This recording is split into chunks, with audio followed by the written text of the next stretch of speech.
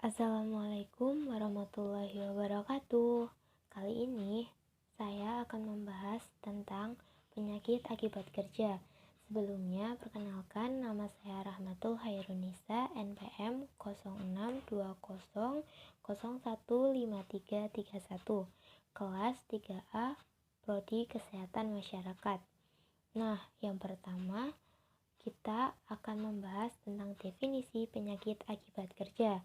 Penyakit akibat kerja adalah penyakit yang timbul karena hubungan kerja atau penyakit yang disebabkan karena pekerjaan atau lingkungan kerja dan penyakit akibat kerja.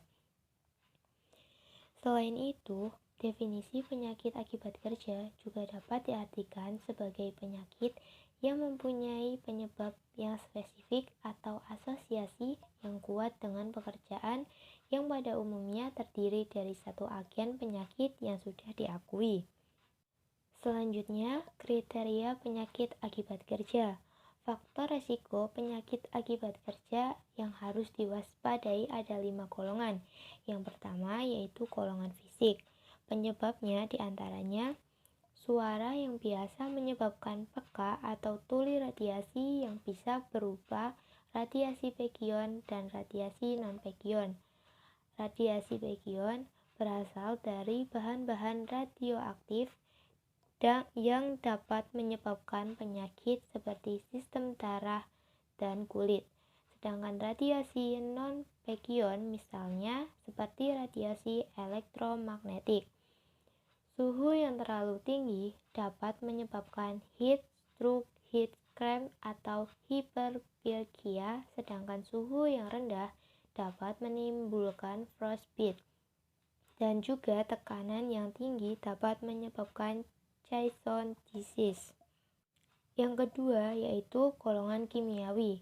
Penyebab dari golongan kimiawi diantaranya yang pertama debu yang menyebabkan pneumokoniosis, diantaranya silicosis, piscinosis, asbestosis, dan lainnya.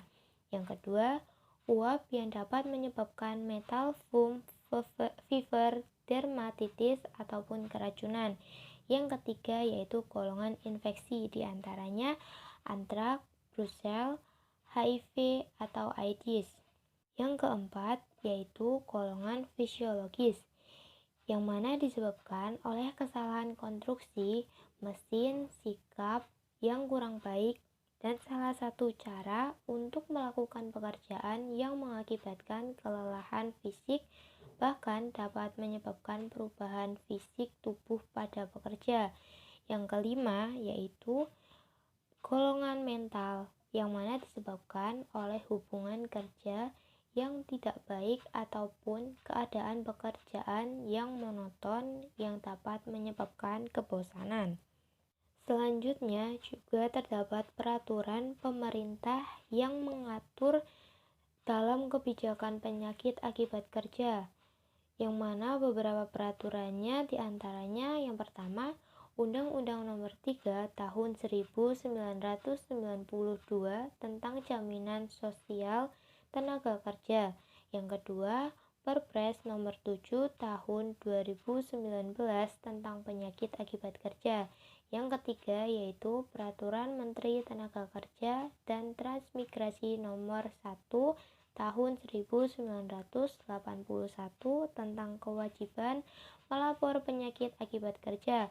Yang keempat yaitu Peraturan Menteri Ketenagakerjaan Republik Indonesia Nomor 10 Tahun 2016 tentang tata cara pemberian program kembali kerja serta kegiatan promotif dan kegiatan preventif kecelakaan kerja dan kecelakaan atau penyakit akibat kerja.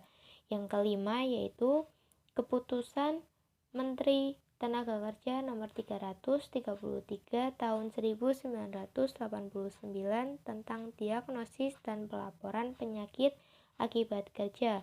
Dan yang keenam yaitu Keputusan Menteri Tenaga Kerja Nomor 609 Tahun 2012 tentang pedoman penyelesaian kasus kecelakaan kerja dan penyakit akibat kerja. Lalu, kewajiban perusahaan atau tempat kerja dalam program perlindungan pekerja terhadap penyakit akibat kerja. Yang pertama yaitu pelaporan kecelakaan kerja karyawan atau pekerja, serta setiap perusahaan memiliki kewajiban untuk melaporkan setiap kecelakaan yang menimpa para pekerja kepada BPJS Ketenagakerjaan. Yang kedua yaitu pengajuan manfaat jaminan kecelakaan kerja, yang mana untuk mengajukan manfaat dari program jaminan kecelakaan kerja, pihak perusahaan dapat menggunakan laporan tahap 2 kepada BPJS Ketenagakerjaan dengan melampirkan persyaratan. Dan yang ketiga yaitu kewajiban perusahaan menjamin keselamatan kerja, yang mana keselamatan kerja menjadi tanggung jawab perusahaan untuk mengatur dan memelihara ruangan, alat, di tempat di mana perusahaan menyuruh karyawan melakukan pekerjaan tersebut. Yang keempat yaitu perusahaan atau tempat kerja tidak boleh mempraktikkan diskriminasi atau SARA.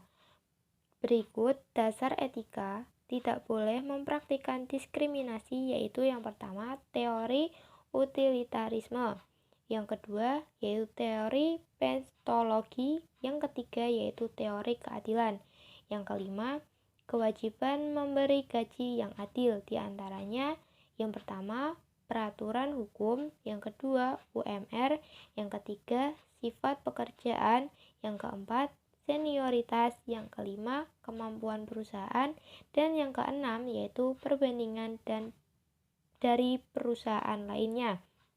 Yang terakhir yaitu perusahaan tidak boleh memberhentikan karyawan dengan semena-mena. Ada 4 jenis penyakit akibat kerja. Yang pertama, penyakit yang disebabkan pajanan faktor yang timbul dari aktivitas pekerjaan.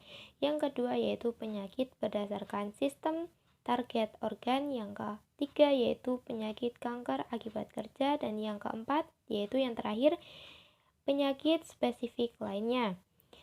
Sekian dari saya, terima kasih. Semoga bermanfaat. Wassalamualaikum warahmatullahi wabarakatuh.